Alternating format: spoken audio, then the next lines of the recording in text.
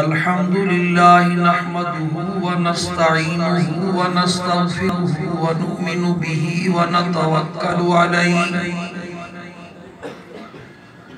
ونعوذ بالله من شرور أنفسنا ومن سيئات أعمالنا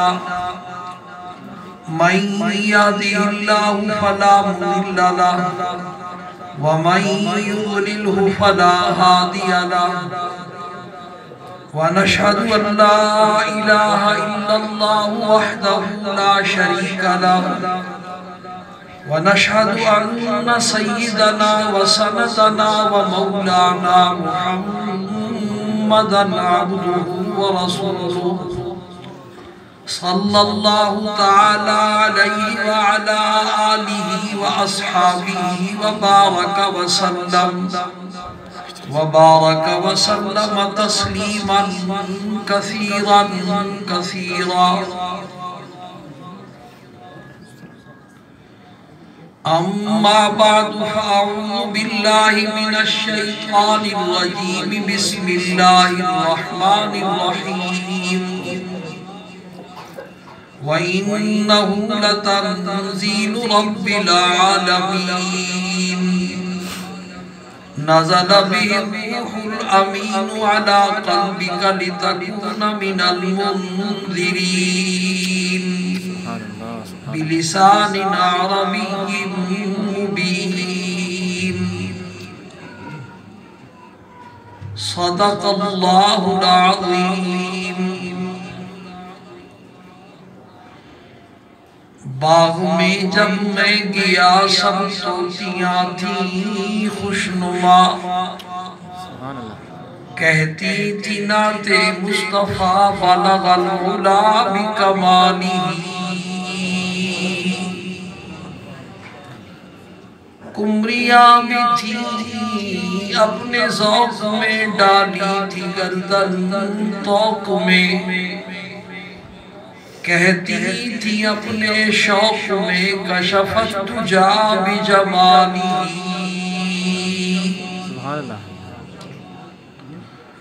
بلبلیں تھی سو بسو لے لے لے ہر ہر گل کی بو کرتی تھی باہم گفتگو حسنت جمیع خصالی.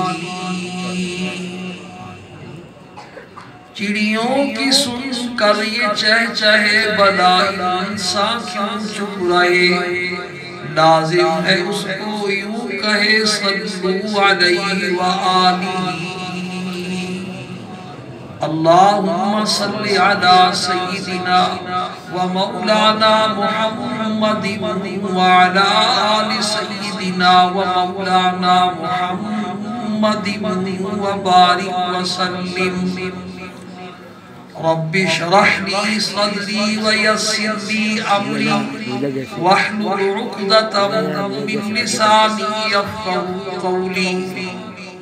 رب زدني علما رب زدني عملا سبحانك لا علم لنا إلا ما علمتنا إنك أنت العليم الحكيم.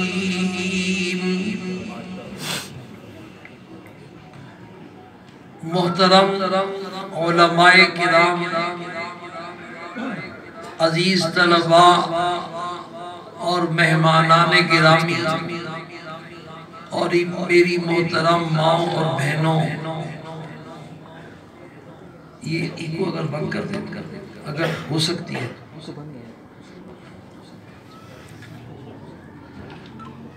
یہ جامعہ ابو ہریرہ رضی اللہ تعالی عنہ کا سالانہ پروگرام ہے. حضرت مولانا مفتی محمد زبیر صاحب ہمارے بڑے پیارے دوست ہیں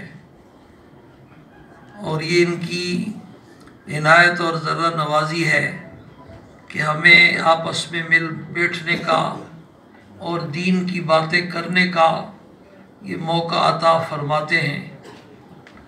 اور انشاءاللہ یقیناً یہ ایسی مجلس ہے کہ صرف بیٹھنے والا بھی محروم نہیں ہے اور اگر جاگ کر کے توجہ کے ساتھ آپ بیٹھیں گے تو پھر اللہ پاک کرم فرمائیں گے. انشاءاللہ 2-3 سال قبل جب یہ مسجد کا وجود نہیں تھا اور یہ خالی جگہ تھی تو یہاں ٹینٹ لگے ہوئے تھے، تو اسی سالانہ پروگرام کے موقع پر اسی جگہ ایک مضمون میں نے شروع کیا تھا، تو ابھی مضمون درمیان میں تھا کہ بارش شروع ہو گئی، تو بارش کی وجہ سے وہ مضمون ادھورا رہ گیا۔ تو آج حضرت کی پھر فرمائش تھی کہ آج اس مضمون کو مکمل کر لیا جائے۔ اگر آپ حضرات توجہ کے ساتھ جاگ کر کے سنیں گے، ریونڈ میں امتحان لینے جاتا ہوں نا، تو وہاں چونکہ طلباء کی کثیر تعداد ہوتی ہے تو 10-10 کا گروپ بلواتے ہیں۔ تو ایک دفعہ میں امتحان لے رہا تھا تو 10 لڑکے جو گروپ میں بیٹھے تھے، آخری جو لڑکا بیٹھا تھا وہ سو رہا تھا۔ تو اس کو دیکھ کر کے میں نے اس کو ایک شعر سنایا، میں نے کہا کتنی تسکین ہے وابستہ تیرے نام کے ساتھ، سبحان اللہ، کتنی تسکین ہے وابستہ تیرے نام کے ساتھ کہ نیند کانٹوں پہ بھی آ جاتی ہے آرام کے ساتھ۔ سبحان اللہ۔ ریونڈ میں اللہ نے کیسا سکون رکھا ہے کہ امتحان ہو رہا ہے اور پھر بھی سو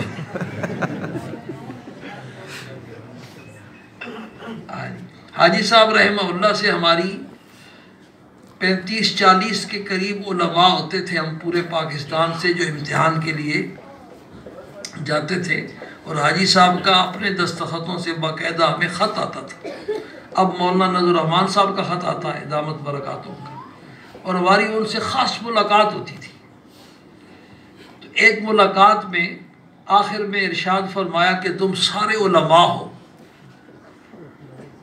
اور جا کر کے 2 رکعت صلاۃ الحاجت پڑھو کہ اللہ پاک کا یہ دین پوری دنیا میں پھیل جائے، اور فرمایا انشاءاللہ ضرور پھیلے گا، مایوس نہ ہو۔ دیکھو نا، اپنے لیے تو صلاۃ الحاجت پڑھنے والے بھی بہت ہیں، اپنے لیے، اپنے بچوں کے لیے، کاروبار کے لیے اور مقاصد کے لیے۔ کوئی ایسا بھی ہے جس نے کبھی اس لیے بھی صلاۃ الحاجت پڑھی ہو کہ حضور صلی اللہ علیہ وسلم کا یہ کام ساری دنیا میں پھیل جائے؟ پھر حاجی صاحب رحمہ اللہ کا جب انتقال ہوا تو رش تھا بڑا، میں جنازے میں نہیں جا سکا، طبیعت بھی کچھ ایسی تھی۔ تو پھر حاجی صاحب کے لیے میں نے ایک مستقل قرآن لگایا کہ یہ صرف حاجی صاحب کے لیے پڑھنا۔ وہ اللہ کی شان یہ کہ میں حج کے لیے گیا تو مسجد حرام میں جا کر کے وہ قرآن کریم ختم ہوا، سبحان اللہ، اور وہاں میں نے حاجی صاحب کے ایصال ثواب کے لیے دعا کی۔ تو دوسرے دن فجر کے بعد سویا تو حاجی صاحب خواب میں، اور ایسی خواب کہ کھانا بھی اکٹھا کھایا اور نماز بھی اکٹھی پڑھی، اتنی لمبی خواب تھی۔ تو میں نے کہا ایک تو اس خواب کی برکت سے یہ ثابت ہوا کہ یہ جو لوگ کہتے ہیں پہنچتا نہیں ہے، پہنچتا ہے، اور اللہ پاک دکھاتے بھی ہے کہ کیسے پہنچتا ہے۔ بے شک بے شک، اور اس کی برکت سے مجھے امید ہے کہ اللہ نے وہ حج بھی میرا قبول فرمایا۔ انشاءاللہ۔ تو اللہ پاک ہمیں ایسے لوگوں کی صحبت نصیب فرمائے، ان کے ساتھ اٹھنا بیٹھنا، ملنا جلنا، ملاقات نصیب فرمائے۔ یہ چونکہ مدرسے کا سالانہ پروگرام ہے اور علماء کی کثیر تعداد بھی ہے اور طلباء کی حوصلہ افزائی بھی مقصود ہے، اور جن لوگوں نے اپنے بچوں کو اس لائن میں لگایا ہوا ہے انہیں بھی یہ بات سمجھانی مقصود ہے کہ اس سے بہتر دنیا میں کوئی لائن نہیں ہے۔ میرے دوستوں اور بزرگوں، جو مضمون میں عرض کرنا چاہتا ہوں اس سے پہلے ایک مثال ہے، وہ اگرچہ پوری مثال تو اس کی نہیں ہے، لیکن وہ مضمون آپ کے ذہنوں کے قریب کرنے کے لیے انشاءاللہ وہ مثال بڑی مفید ثابت ہوگی۔ جس نے وہ مثال توجہ کے ساتھ سنی اس کو اگلی پوری بات سمجھ میں آ جائے گی۔ وہ مثال یہ ہے کہ ایک بادشاہ ہے، وہ اپنے لیے شاہی محل بنانا چاہتا ہے۔ پرانا شاہی محل بوسیدہ ہو گیا، اب اس نے نیا شاہی محل بنانا ہے۔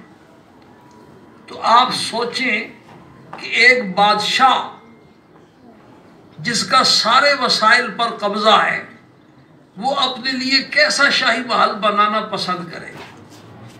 اپنی شایان شان شاہی محل کے لیے جتنی چیزوں کی ضرورت ہے وہ سب سے اعلیٰ درجے کی منتخب ہوں گی. ان کا انتخاب ہوگا، مشورہ ہوگا. شاہی محل کے لیے سب سے پہلی چیز جس کی ضرورت ہے وہ زمین ہے، کہ زمین کے کس ٹکڑے پر، کس خطے میں شاہی محل بنایا جائے. پورے ملک پر بادشاہ کا قبضہ ہے، جہاں چاہے وہ اپنا محل بنا سکتا ہے، ساری زمین اس کی ہے. لیکن انتخاب ہوگا کہ محل وقوع کے اعتبار سے، موسم کے اعتبار سے، آب و ہوا کے اعتبار سے، فضا کے اعتبار سے پورے ملک میں زمین کا کون سا ٹکڑا سب سے عمدہ ہے. ایوب خان کے زمانے میں یہ اسلام آباد بنا تھا، پہلے کراچی میں تھا. بڑی سوچ و بچار کی زمین کا انتخاب ہو گیا. اس کے بعد شاہی محل کا نقشہ بنوانا ہے.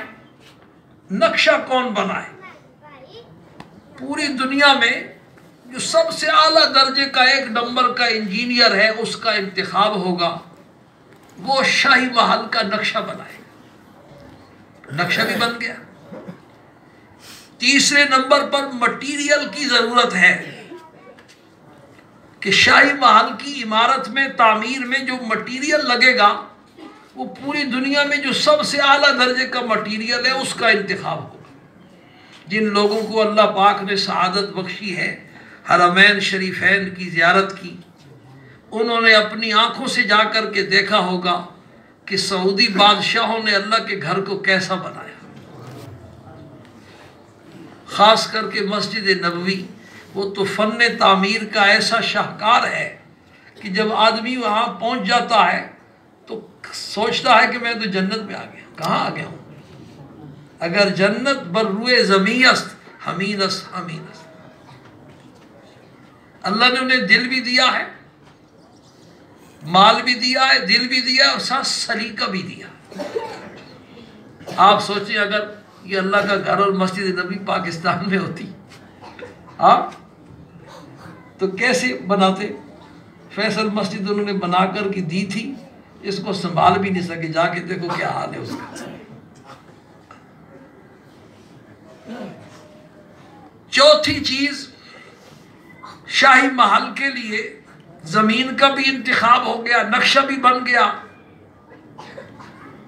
مٹیریل بھی آ گیا. چوتھی چیز جس کی ضرورت ہے، شاہی محل کی تعمیر کون کرے. مستری، معمار اور مزدوروں کی ضرورت ہے.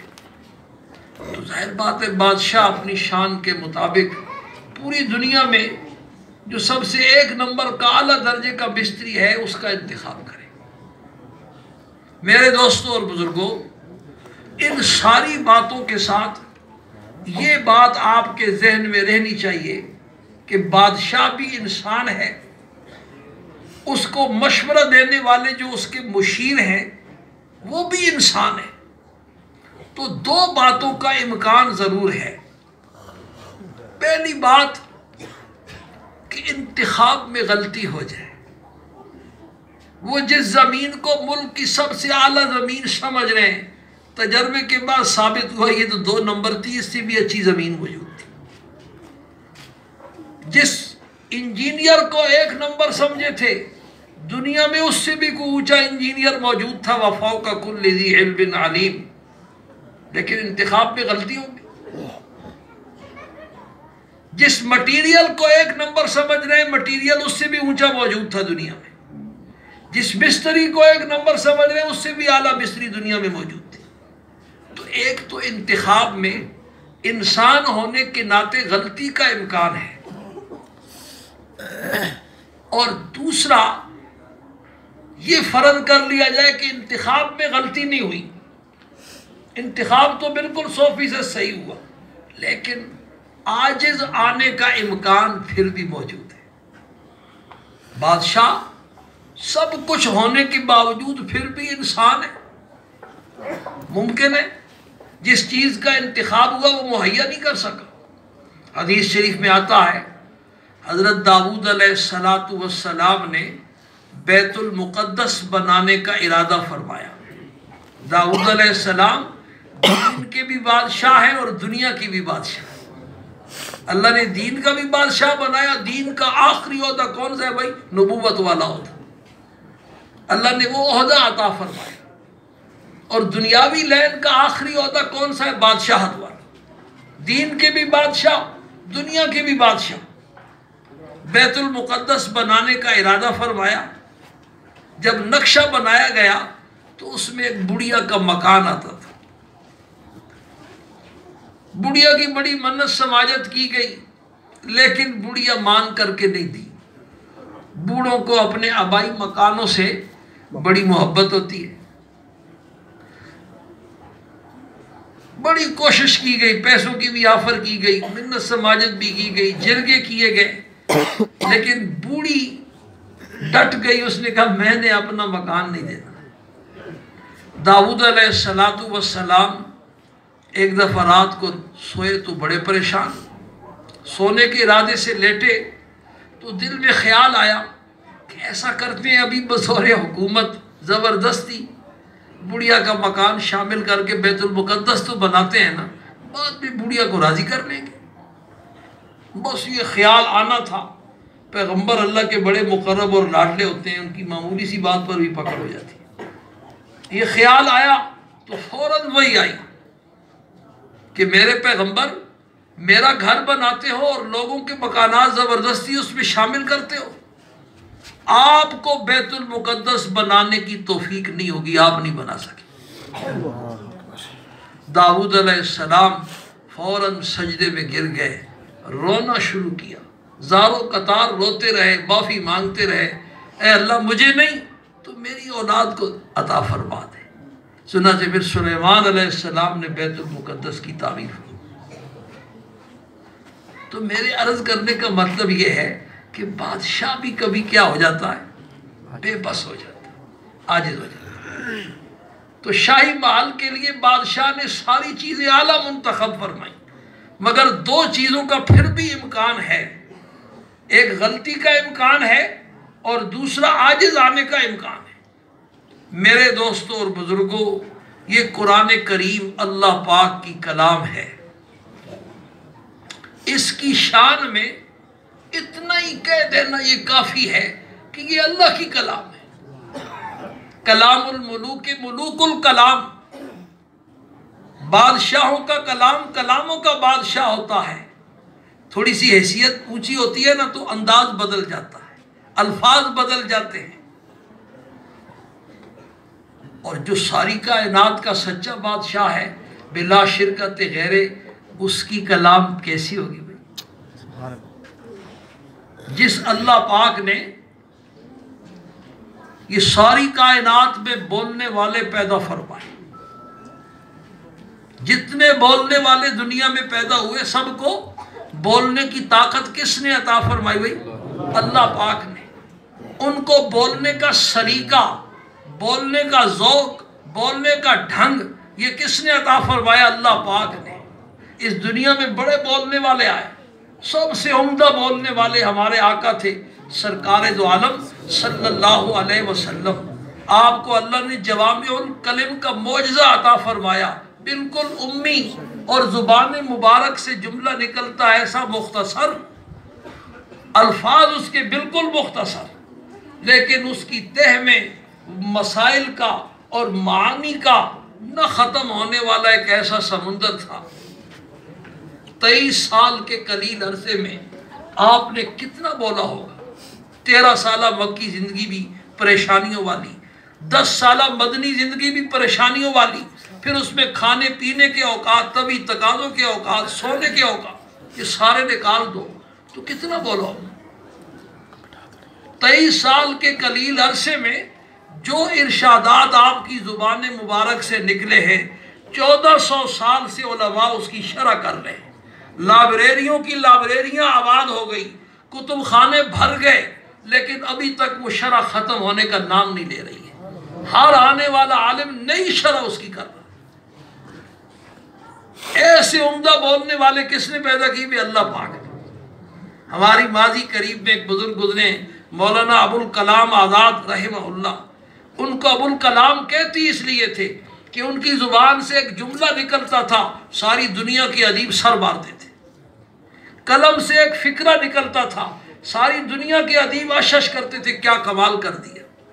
تو جس اللہ پاک نے اربا کھربہا ایسے بولنے والے پیدا فرمائے، ان کو بولنے کا سلیقہ عطا فرمایا، بولنے کا ڈھنگ عطا فرمایا، اس اللہ پاک کی اپنی کلام کیسی؟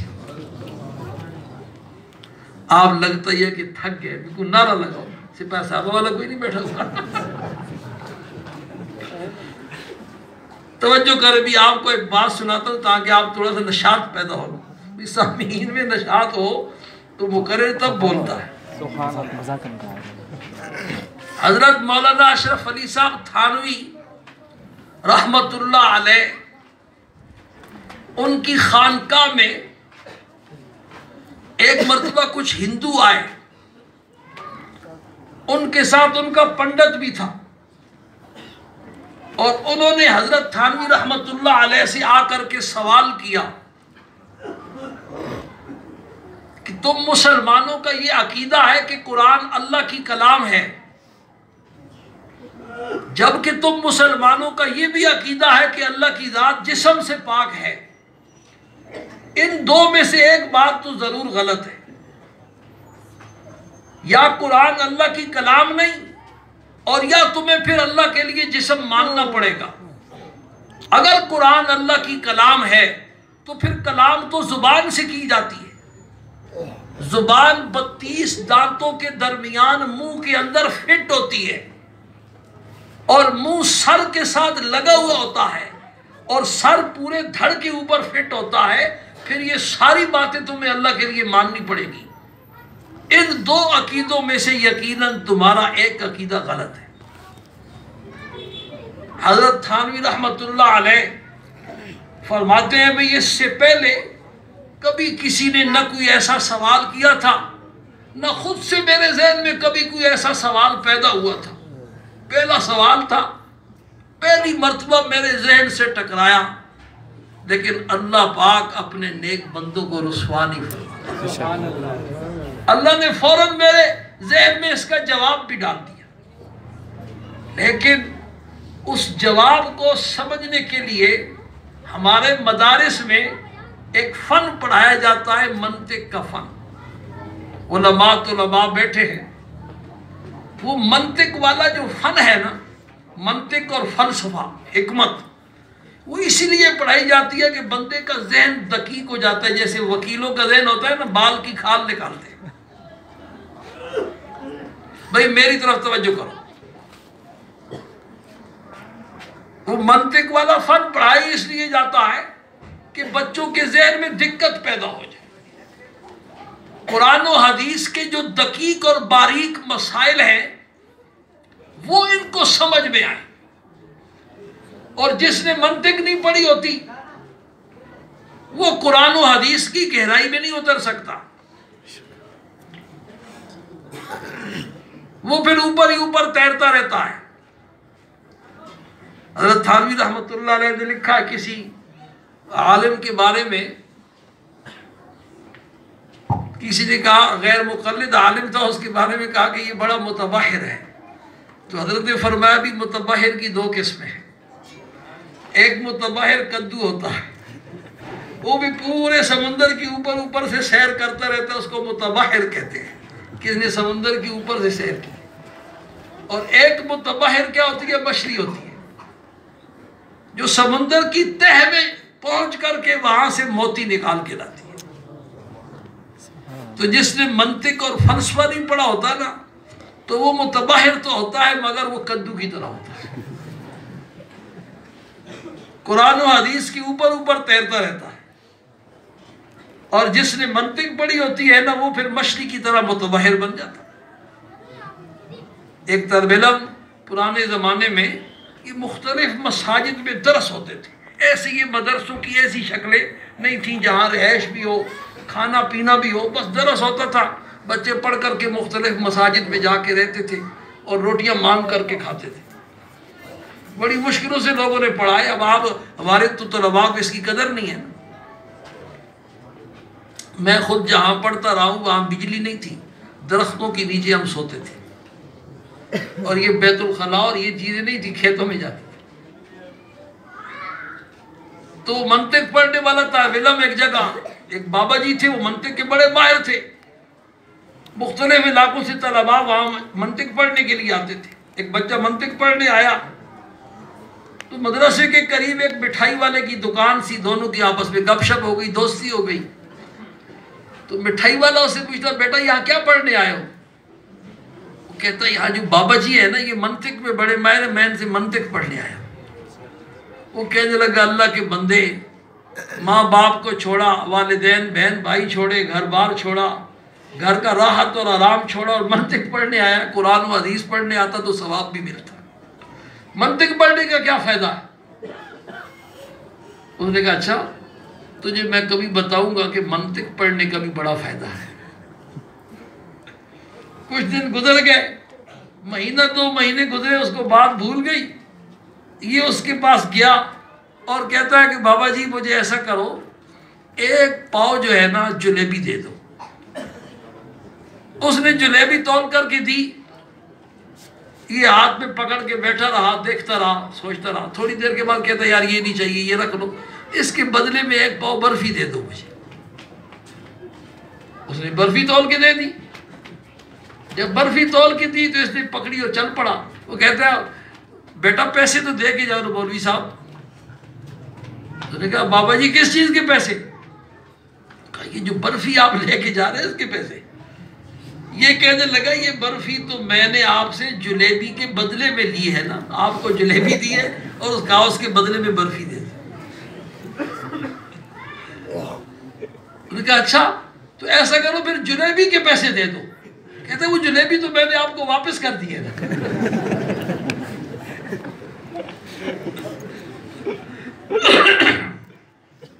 تو حضرت تھانوی رحمت اللہ علیہ کا جو جواب ہے نا وہ اس منطقی جواب ہے. تھوڑا سا آپ توجہ کریں گے تو انشاءاللہ سمجھ میں آ جائے گا. علماء کو تو طلباء کو تو سمجھ میں آئے گا ہی، انہوں نے منطق پڑھی ہوئی ہے، عوام کو بھی سمجھ میں آ جائے گا. حضرت تھانوی رحمت اللہ علیہ نے ان کا سوال سنا اور ارشاد فرمایا کہ بھائی ساری دنیا کے عقل مند اس بات پر متفق ہے کہ انسان کی زبان بولتی ہے. میں بول رہا ہوں نا، کس سے بول رہا ہوں؟ زبان. میری زبان بول رہی ہے، زبان کلام کرتی ہے. تمہارے دعوے کے مطابق اگر کلام کرنے کے لیے زبان کی ضرورت ہے تو بھائی اس زبان کی پھر آگے کوئی زبان ہونی چاہیے جس زبان کے ساتھ یہ زبان کلام کرے. نہیں سمجھ میں آئی بات؟ سمجھ میں آ رہی نا؟ انسان کلام کرتا ہے، بولتا ہے زبان سے. اور زبان کیسے بولتی ہے بھائی؟ زبان بغیر زبان کے خود بخود بولتی ہے. اس میں اللہ پاک نے ایسی طاقت فٹ کر دی ہے، ایسی مشینری فٹ کر دی ہے کہ یہ خود بخود بولتی ہے بغیر زبان کے. اگر اس کی بھی آگے کوئی زبان ہو پھر اس کی بھی آگے زبان ہو، یہ تو کیا لازم ہے گا بھی تسلسل لازم ہے. انسان بولتا ہے زبان سے، اور زبان کیسے بولتی ہے؟ زبان خود بخود بولتی ہے بغیر کسی زبان کے. اس کے اندر اللہ پاک نے ایسی طاقت فٹ کر دی ہے. جس اللہ پاک نے اربعہ کھربہا ایسی زبانیں پیدا فرمائی ہیں جو زبانیں بغیر زبان کے خود بخود بول رہی ہیں، وہ اللہ پاک اگر بغیر زبان کے کلام کرے تو اس میں کون سی ایسی مشکل؟ انسان دیکھتا ہے آنکھوں سے، اور آنکھیں کیسے دیکھتی ہیں بھائی؟ آنکھیں بغیر آنکھوں کے خود بخود دیکھتی ہیں. ان میں اللہ پاک نے بینائی والی طاقت پیدا فرمائی ہے کہ یہ آنکھیں بغیر آنکھوں کے دیکھ رہی ہیں. جس اللہ پاک نے اربعہ کھربہا ایسی آنکھیں پیدا فرمائی ہیں جو بغیر آنکھوں کے دیکھ رہی ہیں وہ اللہ پاک بغیر آنکھوں کے دیکھے اور ایسا دیکھے کہ یونس علیہ السلام کو رات کی تاریکی میں، دریا کی گہرائی کے اندھیرے میں اور مچھلی کے پیٹ کے اندھیرے میں بھی دیکھ لے، تو اس میں کون سی ایسی بات ہے؟ سبحان اللہ۔ انسان سنتا ہے کانوں سے، اور کان کیسے سنتے ہیں بھائی؟ کان بغیر کانوں کے خود بخود سنتے ہیں۔ ان میں اللہ نے ایسی طاقت پیدا فرمائی ہے کہ یہ کان خود بخود بغیر کانوں کے سن رہے ہیں۔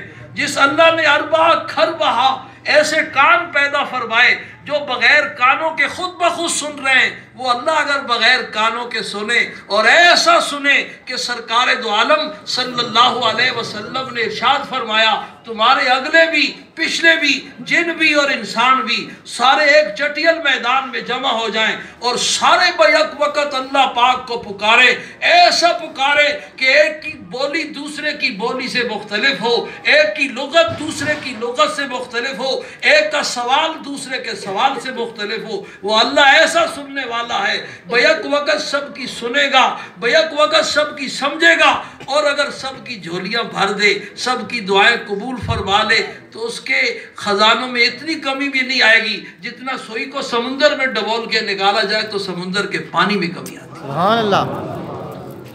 تو حضرت تھانوی رحمۃ اللہ علیہ کا جواب سمجھ میں آیا نا کہ یہ قرآن اللہ کی کلام ہے، اس کی شان میں اتنا ہی کہہ دینا کافی ہے۔ جس اللہ نے اربع خربہ بولنے والے پیدا فرمائے، ان کو بولنے کا سلیقہ عطا فرمایا، بولنے کا ڈھنگ عطا فرمایا، بولنے کا ذوق عطا فرمایا، اس اللہ پاک کی اپنی کلام کیسی ہوگی؟ اب وقت نہیں کہ میں اس کی اور وضاحت کروں۔ قرآن نے جو مسئلہ بیان کیا ہے ایسا بیان کیا ہے کہ حد کر دی۔ ایک ہی مسئلے کو بار بار مختلف انداز سے سمجھایا۔ جیسے ایک ماہر پروفیسر ہوتا ہے، ماہر استاد ہوتا ہے، وہ ایک ہی مضمون اپنے طلباء کے سامنے ایک انداز سے بیان کرتا، بھی سمجھے نہیں سمجھے تو اس طرح سمجھو، نہیں سمجھے تو اس طرح سمجھو۔ حضرت عیسیٰ علیہ السلام، حضرت مریم صدیقہ، ان دونوں کی الوہیت کو باطل کرنے کے لیے اللہ نے عجیب جملہ ارشاد، لَقَدْ كَفَرَ الَّذِينَ قَالُوا إِنَّ اللَّهَ هُوَ الْمَسِيحُ ابْنُ مَرْيَمَ۔ اللہ پاک کا ارشاد ہے مَا الْمَسِيحُ ابْنُ مَرْيَمَ إِلَّا رَسُولٌ۔